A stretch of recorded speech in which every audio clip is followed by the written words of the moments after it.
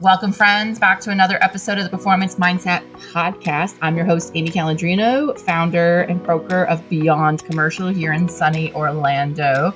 I have with me today Aviva Sonenreich, and she is with the Warehouse Hotline in Denver, Colorado. Aviva's amassed a huge social media following, and but she's also really super cool. She is who you see online, which is really amazing, and she's also a great broker and mom and all the things. So thought it'd be great to have a conversation here today. So welcome to the show. Thank you, Amy. You're the best. I love you. I'm just overwhelmed. I'm excited to talk about this at CREi, but I've been thinking about it a lot. Going into posting social media content about commercial real estate, I thought that the result would be local owners seeing my content and then calling me. And while that has been a result, more so, I have been exposed to this incredible community of amazing brokers nationwide, exactly like you. And it has exposed me to another level of transactions, and never in a million years would I have guessed that would be the result, but I'm loving every second of it. So thank you for having me on your show. It's always a pleasure to see you.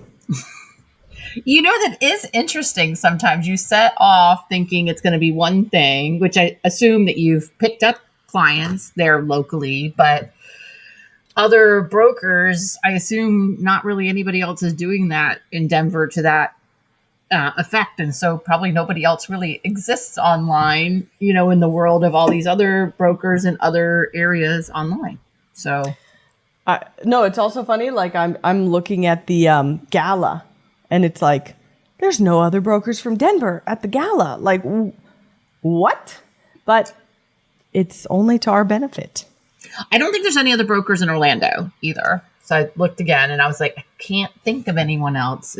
Last year there was Janesse Jaramillo, but she's actually with Bob Knackel now in New York. So she got scooped up to New York. So I think it's just me. So, well, can't wait. We're going to tear up the dance floor. What was the... Okay, we are going to tear it up. Because last year, you had a bun in the oven. So you still tore it up, but probably a little bit more to... It was more... Yeah, no. Yeah, I was taking, turns vomiting and trying to talk to people. So this year, I'm excited to not have to be with child at the time of the gala, so I can wear a beautiful dress. It's gonna be great.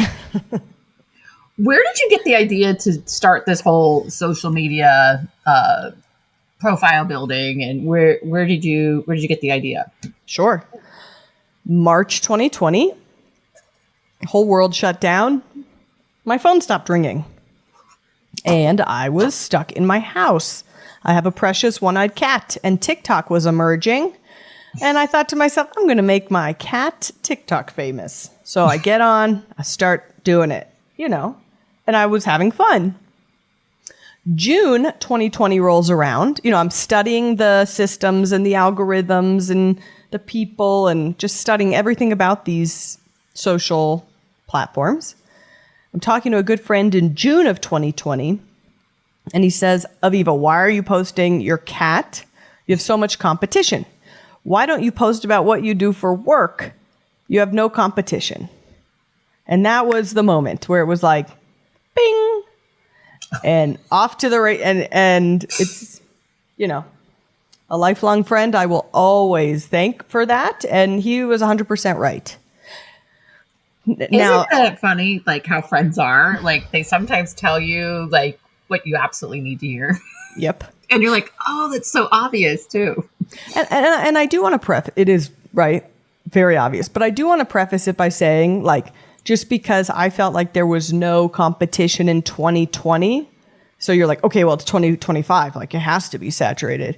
No, there is still so much opportunity in our business, so much opportunity online that if you're listening to this and you've never posted once and you were thinking about it, you got a full runway. and nothing but opportunity as a result of it. So, do you find any of the other brokers in your market watch your stuff and have ever made like comments about it?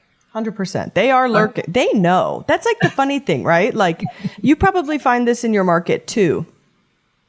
They know. They see it. Why? Because we're all scrolling, right? Like, everybody's like, no, we're like too busy at the closing table to like, and I'm like, you're so full of it. Like they all know. And boy, I get the comments, but I'm just like, you guys should do it. I'll implore you to do it. Not doing it is my gain and your loss. But, everybody knows. It's very interesting.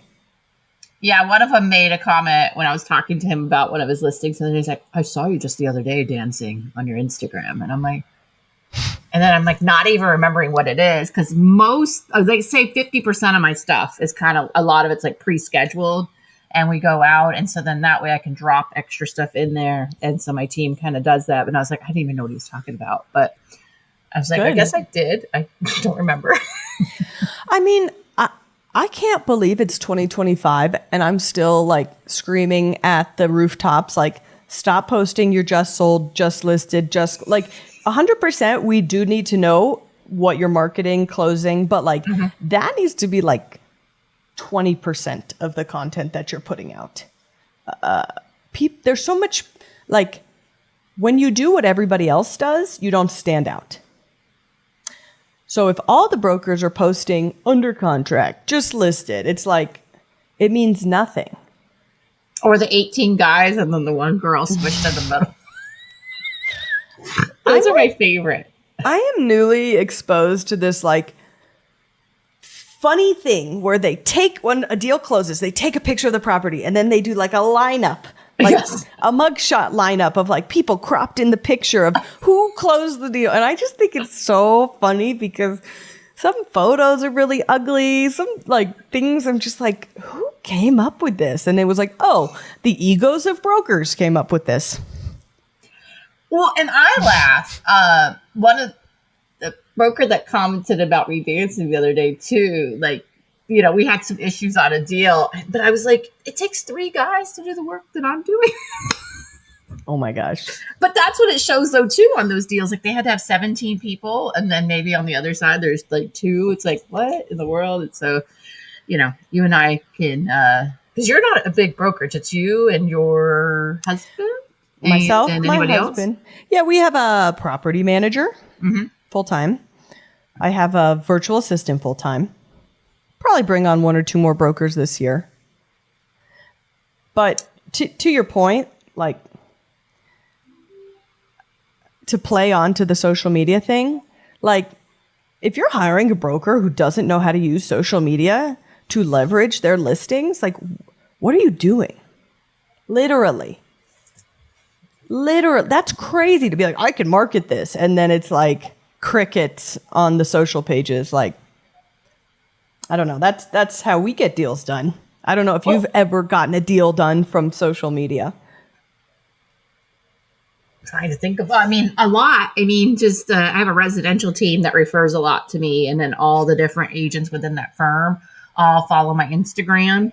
And they're like, oh, my broker told me that I have to refer on my commercial business to you. And then they follow Instagram and like, oh, I know why. I like you. You're pretty cool. And then, just other deals, people will find me because I have in like my headline, it says Orlando commercial real estate.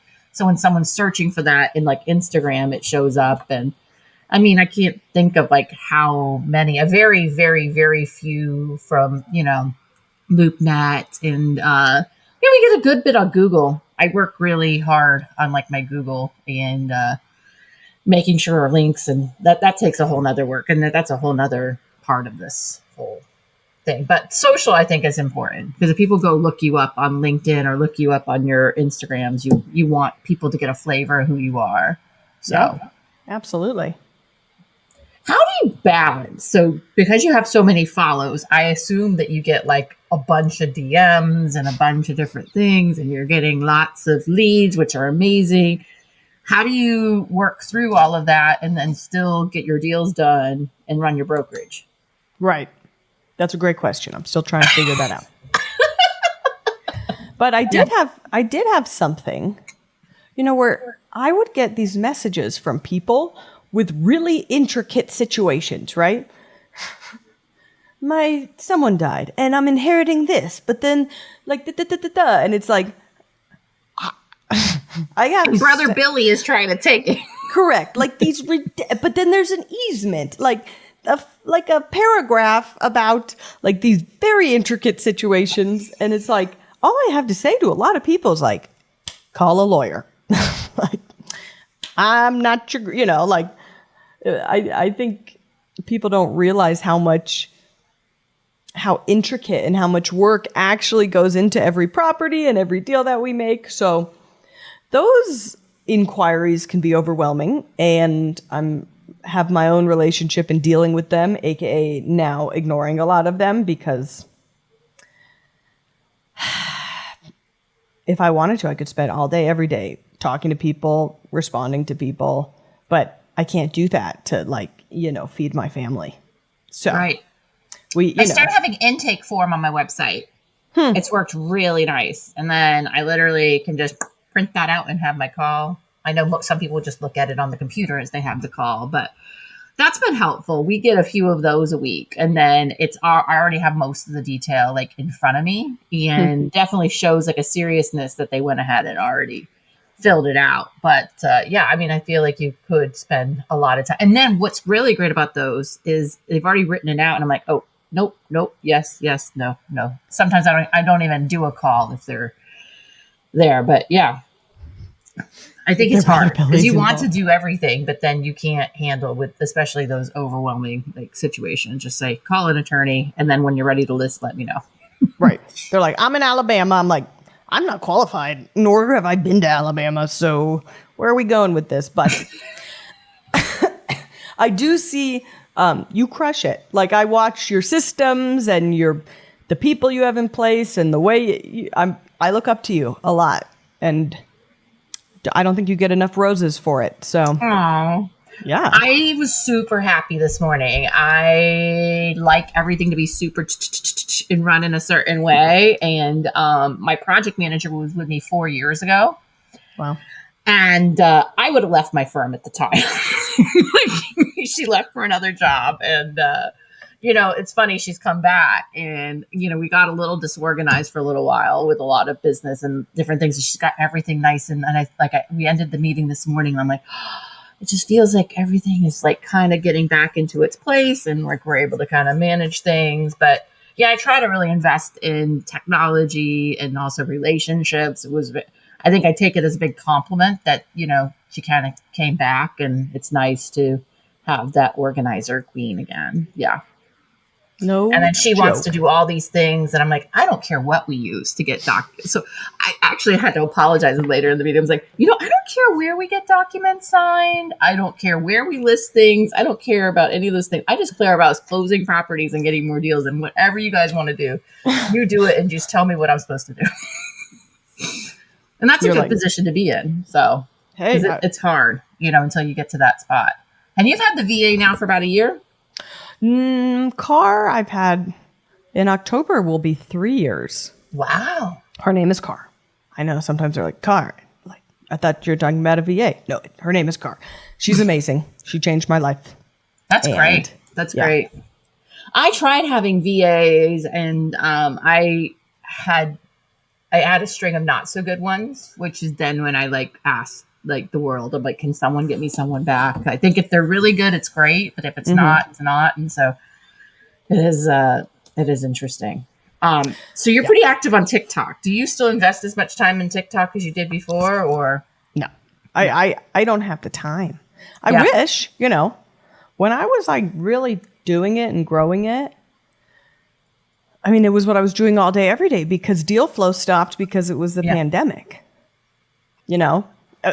There's a world I wish I could just create content all day. And we're getting closer and closer, right? As we bring on and train more brokers, we're getting closer. But man, what I would do, what I could do if I just sat home and made content all day. But I also have to get deals done. And so we have the podcast. Yes. Clip the podcast. Go listen to Commercial Real Estate Secrets when you're done listening to this podcast in totality. So a big way that I could keep content going, specifically as I was pregnant, had the baby, still trying to work and just have a presence, is the podcast, right? Yeah. Do this. Yeah. Clip out the really great pieces and post them on socials. Like everybody. It's a big trend right now with the podcasting. Yeah. Well, I think it's a good way to you've already done the work. I feel like the podcast too is a good way for me to learn as I'm having the podcast, but then too, it does exercise my creative part of my brain. I love to create. I love, as you can see, colors. I'm very tactile. Everything's had to be multiple. That's the way I am, but it's good. So it's enjoyable to do. I love that they're color coded. It's awesome. And on the other side of my office, all the whites are grouped together. You are the type A to my type B, because, girl. But I need type B people in my life to get me to do things I normally, then it makes me not think. I need to not think and just do, and not just do it. And, people have the attention span of a goldfish. So people are going to listen to this podcast, but they're not going to go back and listen again and again. Whatever happens, it kind of moves on from there. When did you really kind of see things start to kind of pick up from you in the brokerage? Still waiting. No, just kidding. No, I'm just kidding. When did I see things start picking up? Probably right when you got pregnant. That happened to me. We had a banner year last year. I'm like, oh my gosh, how did we do that? I didn't work half of it. But when did I see things picking up? Probably 2022. Mm-hmm. It's just a different, I think about this, we're exposed to different types of deals, right? Your friend looking to open a pizza joint, those deals at the beginning where you're like, yeah, I'll do anything, and I'm going on maybe 9 years as a broker, and I'm like, I'm absolutely not finding your pizza shop for you. So all of that to say, somebody told me it takes 10 years to really establish yourself in this business. And then, it's never, ever set it and forget it. Right. Maybe, 20, 30, 40 years into the business. But I definitely feel that a huge hurdle, which is I'm coming to 10 years and seeing the fruits of that effort and all the marketing work. But you can achieve insane success in this business in year one if you take the right steps, right? It's just those steps are hard and uncomfortable, picking up the phone and talking to owners, that a lot of people don't want to do it or don't feel comfortable or have the confidence. And but you just have to do the thing. You got to do the thing. Did you do a lot of cold calling in the beginning? I did at the beginning. But I always knew the internet was an absolute no-brainer for this. So I spent a lot of my own time and money figuring out, right? That's another thing. People don't want to spend money on their own business. So running Google ads that will bring you 6-figure commissions cost you money. This shit ain't free, and you got to test it. You have to be willing to take that L to get that win. So I always was invested in Google ads, have seen nothing but success 2018, 2019 since. But yeah, I've spent over 6 figures on it. Has it paid me back that over and over and over again? Yes. But did I have to cough up that money without knowing if it would come back initially? Absolutely. But then, Amy, I think about the people in retail spaces, right? Mm-hmm. I don't work in retail, but I go to retail and I understand what it takes to do a retail deal. Think about your local coffee shop, right? Your local coffee shop leased out a box. Then they had to build it out. Yep. Fill it with inventory. Employ. You're right. These are huge financial risks to go into retail as a tenant and operator.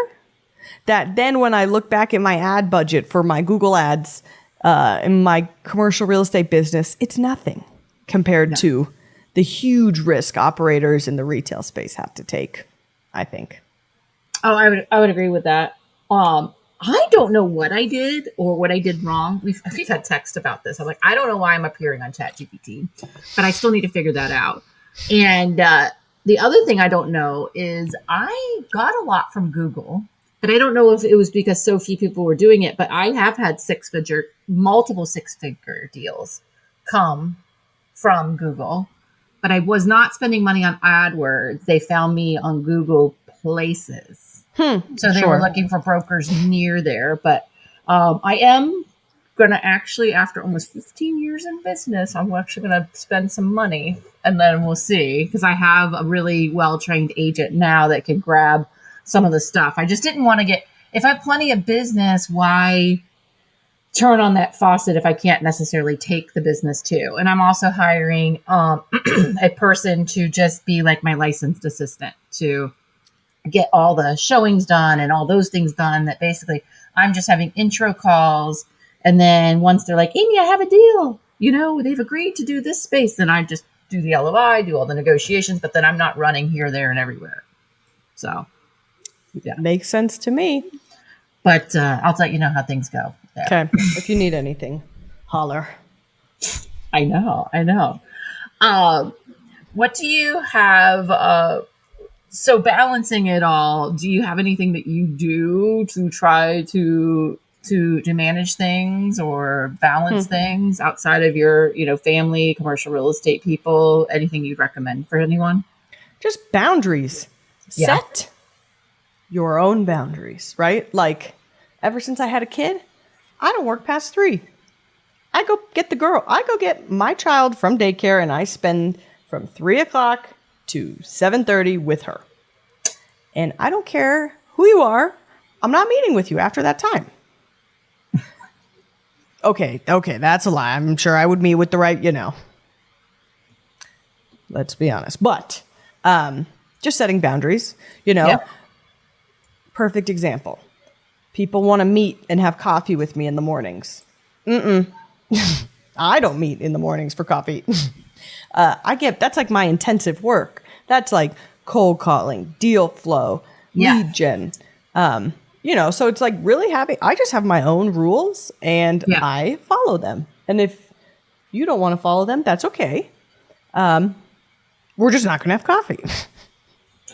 I had a client that I fully leased their building and they wanted to have coffee with me. And usually it's just Tuesdays and Fridays that I do coffee. And I'm like, these are the times I have coming up. And most of them were Fridays. Well, I don't meet on Fridays. And like, you don't have anything else? And I'm like, no, I don't have anything else. Like Mondays are my days to get like organized for the week. And Tuesdays are a day where I go out and have coffees. And Wednesday, I work a lot on the podcast. And Thursdays, I give myself a day to do admin or whatever random stuff needs to be done. And so that's just how it is. And he actually got pretty angry at me that it was so hard to get with me. And I'm like, what am I to, then maybe I'm just, I'm not super, super available. Do you want that? Like, do you want to go to the restaurant that has nobody sitting in it? Do you really want to do that? I know. Trust me. I deal with it all the time. But no, people will not respect your boundaries if you don't respect your boundaries. Right. So just I have a new thing on my voicemail though. It's like it says if it's after 3, you might not get a call or anything until the next day. So just have that expectation. You can send me an email, send me a text, but I'm not going to take I don't want to take a phone call after 3 because me too. I try to have to be with my kids and do the mom things because time flies by so fast. So fast. Yep. So I'm trying to think of other ways I have boundaries and hiring people, which you're a pro at. I really admire you in that, I admire you for many things, but I noticed that you are not afraid to hire, and that's huge. Absolutely huge in this business. And I look a little bigger than I am, but believe it or not, my marketing gals, they both, I'm going to call them gals, they both, they're in college and they maybe work in a month, 20 hours or so. Like we will have one really big meeting together to kind of say, this is what's going on for Beyond. This is what's going on for Amy. And they kind of run it. I mean, let's just say I'm paying them $20 an hour. You do the math. That's not really that much. And then I'm not doing all of that stuff. And like each of them has their own thing that they do. One of them does the Monday market update and the other one does this. Mm-hmm. And I've had some good hires and some not so good hires. My big thing is making myself step back and then trusting someone else to like vet them and give me their opinion, but then also trust their opinion when they tell me just because I like someone doesn't mean I should hire them. So I'm getting better at that. So yeah. Because we get along doesn't mean we should. I did make that mistake again. Not mistake. I brought on a friend that was really an amazing, great person, but they just did not want to do the hard things. And they asked me if I would adjust their commissions to be more advantageous to them to motivate them. And I was like, no, not going to happen. Motivation doesn't start there. Right. Motivation starts way before you got the commission split argument. Or agreement, rather. I think, I'm not afraid to hire. I think I am getting better at giving regular feedback and investing in the team and making sure I have time blocked off for all the different things that I have to do each week too. Because if you do own your own brokerage, you have to manage your finances and make sure you're getting into your QuickBooks or whatever it is and making sure that's all staying up to date. You have to make sure that all of your HR is going well. And that's in addition to doing deals. So most people, if they're doing deals, they're at a brokerage that does all those things for them. But if you have your own brokerage, you have to make sure you have time allocated for all those things. Otherwise, you're going to be working nights and weekends, which I really try not to do much of, because otherwise it's just, I've been through the 80-hour weeks before the pandemic when I was really scaling, and that just, I wouldn't be able to maintain that. I wouldn't be a good mom. Is it all worth it, right? Like, is that really worth it when you have 2 young kids?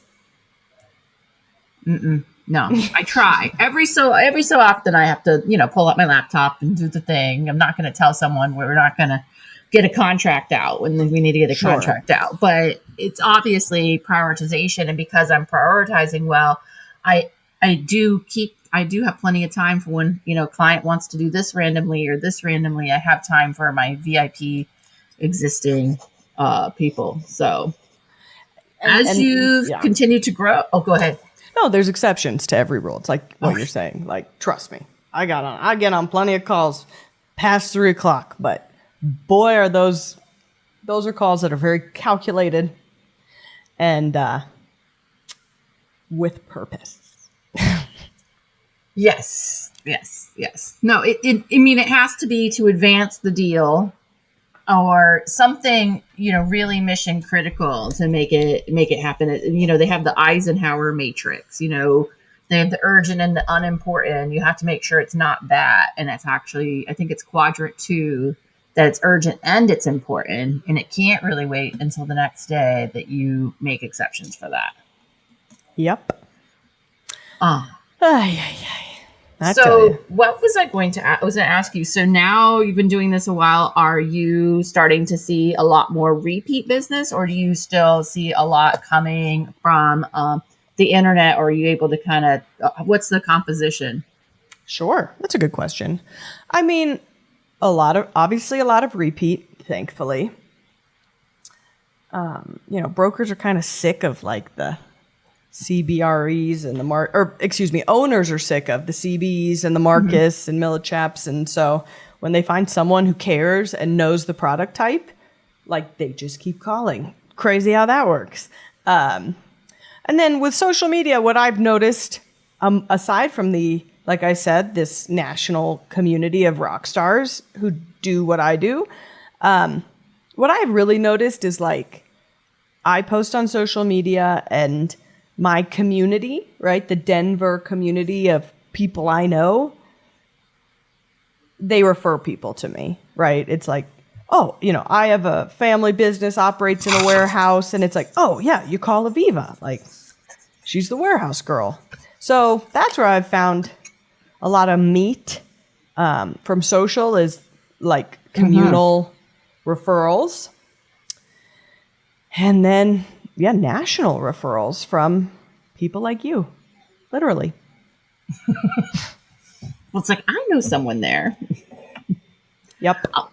I see a lot too is, I have clients that even if there's not a referral, like there was recently a story of a restaurant losing their lease and and it was in one of these like foodie forums on Facebook, and a client's like, if you want to not have that happen, and you don't want to lose your lease and you want to make, smarter real estate decisions, you need to talk to Amy. And then I just noticed like everybody's like. And so like, no, there was no deal, but then they're like, and that was one thing I decided to do earlier. I don't know if you do it or not, but a lot of my clients have turned to be friends. They're pretty cool people that I would have a beer with and hang out with outside of work, or have them to my birthday or whatever. They become legitimate friends. And so actually I am friends with them on Facebook because they are a friend. I think Facebook is one level, Instagram's another level, there's a level of personal closeness, I think. Yeah. And but the clients that I'm really close with, they're constantly tagging me and adding me in these different forms, and that has led to business. Wow. And so then I've had like an intro call that I slide into that person's DMs and say, yes, he recommended me, and here's my info, let me know. Wow. Yeah. It is an abundant world. And there's a lot of opportunity if you're willing to look for it. Well, and just treat people right. You do the right thing and it will come back to you over and over and over again. Reputation or else what, right? It's just like, if you don't have your reputation in this business, good luck. Good luck, because if you don't have trust, it's not the world for you.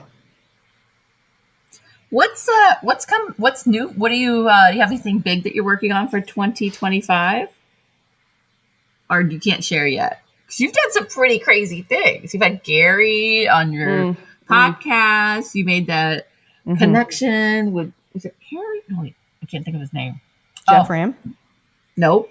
With the one guy, you brought him into Gary's place. Oh, Bill Macy. Bill, that was amazing. He's supposed to be on my podcast. I got him, but a little hard to lock down Mr. Hollywood. I will. He's awesome. He had some funny stories. But what am I working on? I'm working on just taking myself to another level in terms of transactions. I just decided I want to start working on the biggest deals. I'd rather work on a $100 million deal instead of a $1 million deal. So my big push this year is finding those and getting something across the finish line. Well, because once you've done one of those, then you're known as the big, it makes a big difference. Although I've been told in business you have squirrels, deers, and elephants. Elephants, take a long time to bring them down, but they feed the village for a long time. Deers are abundant. You can take them down and they feed you a good amount. Squirrels, you can't really pin down and you're running after them and they have hardly any meat on them. Wow.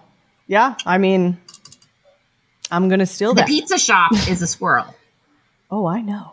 Yeah. I know the pizza shop. I'm just like, do you have any money? You want to open a pizza shop? Like, do you have any idea what that looks like? But people don't. And I don't know. That's a hard one because what do? You have a friend who wants, that. And like, what do you say? The first thing I want to say is, do you have any money? And what do they say? No. I'm just like, oh boy. What's the plan here? What I do sometimes if someone's is a startup is I have a sample, like 8-page application from like a listing broker who does like retail. Mm-hmm. And I'll send them like, this is generally what the landlord will want for you. And this particular broker has the best application I've ever seen. It's like, it makes you answer all these questions. Like, why do you want this space? In addition to you like fill out the normal stuff. And then like, why do you want this space? Why do you think you're going to succeed in this space? Tell us about your, strategy for clients in the first year and all those different things. It's amazing. And sometimes I just send that to people and they're like, oh, I have to think about all it. Okay. I don't want to do this. And then I didn't have to have the conversation. Yeah. I've been told by people too, you could just mail a book to someone in lieu of having a coffee with them too. Like, hey, I recommend you're new to brokerage. You should read. No, I do have calls with new brokers. So it's good.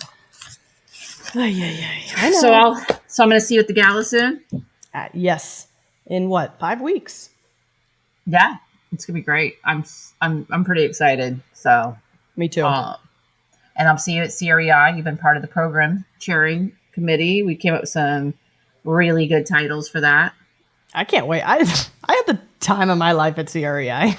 I love that. Yeah, you actually have a shout out in my book. We didn't know each other. And like Eddie's in the bathtub and it's like, don't you guys know each other? Funny. And we're in the bathtub together and we're like, no, we don't.